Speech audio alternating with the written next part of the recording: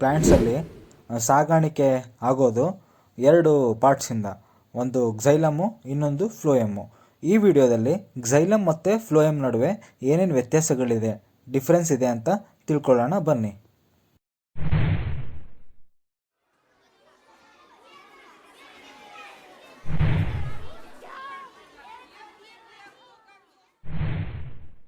ವಿಡಿಯೋನ ಕೊನೆ ತನಕ ನೋಡಿ.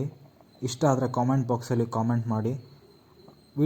ಚಾನಲ್ ಸಬ್ಸ್ಕ್ರೈಬ್ ಮಾಡಿ, ಹಾಗೂ ಬೆಲ್ ಐಕಾನ್ ಪ್ರೆಸ್ ಮಾಡಿ, ಯಾಕಂದರೆ ನಾನು ವಿಡಿಯೋ ಪೋಸ್ಟ್ ಮಾಡಿದಾಗೆಲ್ಲ ನಿಮಗೆ ನೋಟಿಫಿಕೇಷನ್ ಬರುತ್ತೆ. ಯಾವ ವಿಡಿಯೋನು ಮಿಸ್ ಮಾಡೋದಿಲ್ಲ. ಸ್ಟಾರ್ಟ್ ಮಾಡೋಣ. ಕ್ಸೈಲಮ್ ಅಂಗಾಂಶ ನೀರು, ಲವಣಗಳು, ನಿರ್ವಯ ವಸ್ತುಗಳನ್ನು ಸಾಗಿಸುತ್ತದೆ. Xylem transport water, minerals and inorganic substances. ಫ್ಲೋಯಮಲ್ಲಿ ಆಹಾರ, ಸವಾಯ ವಸ್ತುಗಳು ಸಾಗಿಸುತ್ತದೆ. ಅಂದರೆ phloem only transport food and organic materials.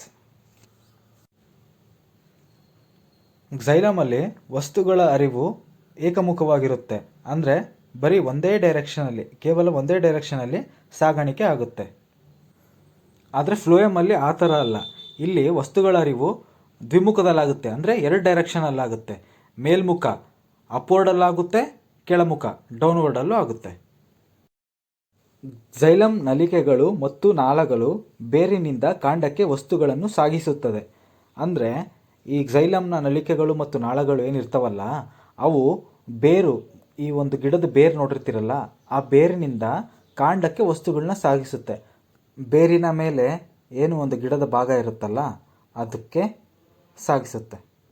ಫ್ಲೋಯಮಲ್ಲಿ ಜರಡಿನಾಳ ಮತ್ತು ಸಂಗಾತಿ ಕೋಶಗಳು ವಸ್ತುಗಳನ್ನು ಎಲೆಗಳಿಂದ ಎಲ್ಲ ಭಾಗಗಳಿಗೂ ಸಾಗಿಸುತ್ತದೆ. ಇದರಲ್ಲಿ ನೋಡಿ, ಎಲೆಯಿಂದ ಬೇರೆ ಬೇರೆ ಭಾಗಗಳಿಗೆ ಸಾಗಿಸುತ್ತದೆ. ಏನನ್ನ? ಆಹಾರ ವಸ್ತುಗಳನ್ನು.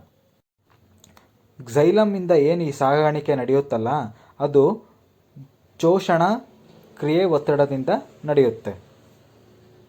ಫ್ಲೋಯಮ್ಮಿಂದ ಏನು ಸಾಗಾಣಿಕೆ ನಡೆಯುತ್ತಲ್ಲ, ಅದು ಅಭಿಸರಣೆ ಒತ್ತಡದಿಂದ ನಡೆಯುತ್ತೆ.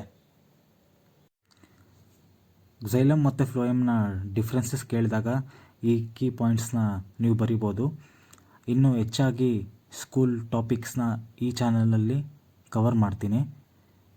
ನಿಮಗೆ ಈ ಚಾನಲ್ನ ವೀಡಿಯೋಸ್ ಇಷ್ಟ ಆಗ್ತಾಯಿದ್ರೆ ಕಾಮೆಂಟ್ ಮಾಡೋದನ್ನು ಮರಿಬೇಡಿ ಅಂತ ಹೇಳ್ತಾ ಈ ವಿಡಿಯೋನ ಇಲ್ಲಿಗೆ ಮುಗಿಸ್ತಾ ಇದ್ದೀನಿ. ಮತ್ತೆ ಸಿಗೋಣ. ಬಾಯ್.